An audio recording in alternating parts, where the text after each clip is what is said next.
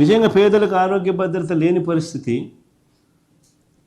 104, 108 కూడా స్కామ్గా మార్చేసినారు.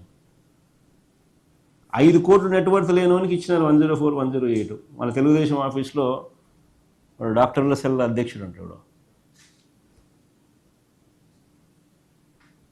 కనుక్కోండి మీరే, స్కామ్ కాకపోతే ఏందో మనం రాయండి.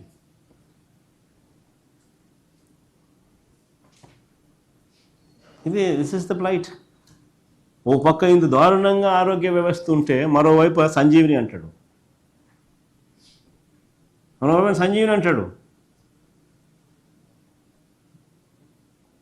అది కూడా డ్రామా.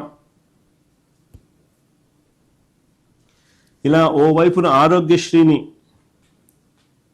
కూనీ చేస్తూ మరోవైపు ప్రభుత్వ ఆసుపత్రులను పూర్తిగా హతం చేస్తూ ఇంకోవైపు గవర్నమెంట్ మెడికల్ కాలేజీల ప్రైవేటీకరణ ఒక స్కామ్గా మారుస్తూ ఈ ప్రభుత్వ పాలన సాగుతూ ఉంది. ఆశ్చర్యం కలిగించే విషయాలు ఏమిటో తెలుసా? కొత్త గవర్నమెంట్ మెడికల్ కాలేజీను ప్రైవేట్ పరం చేయడం ఒక స్కామ్ అయితే,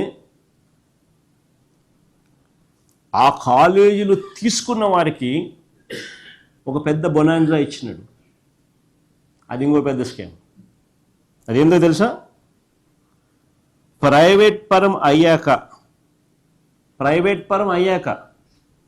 ఈ కాలేజీలు ప్రైవేట్ పరం అయ్యాక అందులో పనిచేస్తూ ఉన్న సిబ్బందికి గవర్నమెంట్ జీతాలు ఇస్తుందంట. చూడండి, అది transfer of human resources of existing hospitals and cost thereof. The government of Andhra Pradesh will provide only salary for the medical and non-medical staff transferred with the existing hospital for 2 years from the effective date.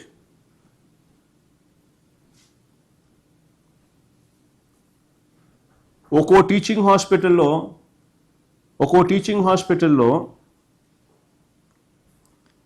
మామూలుగా నెలకు ఒక 550 bed hospital, 550 bed hospital ఎంత ఖర్చు అవుతుంది అని చెప్పి చూస్తే approximately 5 to 6 crores per month ఖర్చు అవుతుంది సాలరీస్. అంటే సంవత్సరానికి 60-70 కోట్లు, 2 ఏళ్లకు 140 కోట్లు, 120 నుంచి 140 కోట్లు 2 ఏళ్లకు ఈయన ఇస్తున్నాడు.